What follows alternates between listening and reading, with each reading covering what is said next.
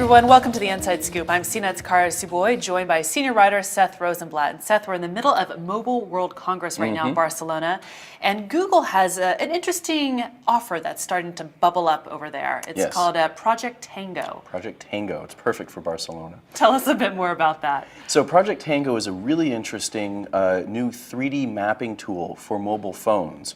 And it's based on a new processor that allows the phone to see the world, render it so that the phone can understand it, and then spit it back out on your screen in a way that you can understand it, all in the blink of an eye. All right, sounds cool, but how and why would I ever use this? Sure.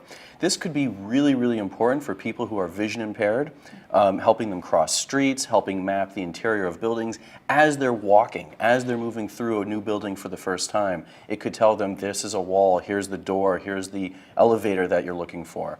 This also has gaming implications to be able to turn a real-world space, especially an indoor space, into a game, again, in the blink of an eye.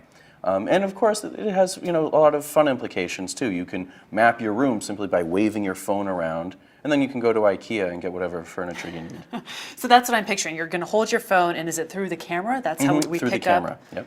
Okay. Yeah. And just to be clear, this is not available immediately. This is not available immediately, but the CEO of the company that makes the chip, that's partnered with Google, has told me that this is coming in the coming quarters. This isn't something 5 years down the line. This is maybe 2 years down the line, if not sooner.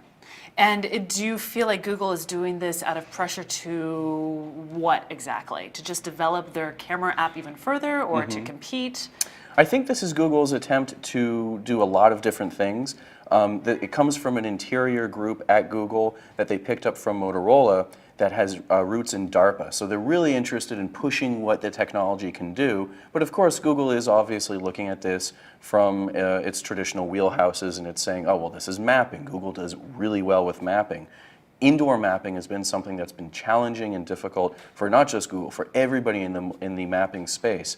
So for them to get a leg up, especially on something like this, is phenomenal. I guess you can see how it could also be paired and partnered with all sorts of other apps, you know, to offer 3D models of the inside of shopping malls, for example. Absolutely. Or stores. You know, you go into a bookstore, where do you find that specific book? Exactly, exactly. To go into, especially like a used bookstore, to use your example, and to know exactly where the fiction is or the cookbooks are, because, used bookstores are all different. So something like that could have a lot of very basic but very helpful applications. And now I'm seeing the partnership between this and Google Glass. Imagine if you didn't even have to hold up your phone. Exactly, exactly. So if it's tied to glass, if it's tied to other wearables, the implications are really exciting, I think. So the fact that this project even exists, it's coming out, expect big news in the coming months? I would say probably within 2 years, if not sooner. And the fact that they're working with existing phone makers, they're working with Google and Google Android, and they're working with chip makers. This isn't something where they're going to compete with existing chip makers. This is an entirely new kind of hardware chip. So again, this is going to change a lot of things for a lot of different industries. Anything else getting you really excited out of Mobile World Congress?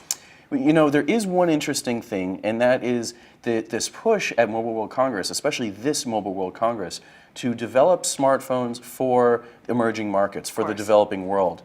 Microsoft and Nokia just released their Nokia X, and that's a version of Android that runs Microsoft services that's aimed, again, at people who've never had smartphones. And Firefox OS from Mozilla, the people who make your Firefox browser, have come out with a $25 smartphone. Very basic, very simple.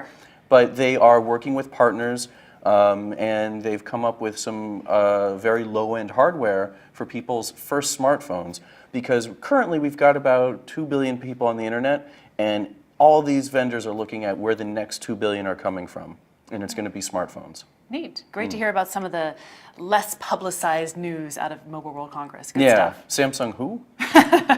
Seth Rosenblatt, I'm Kara Suboy. Thanks for watching The Inside Scoop.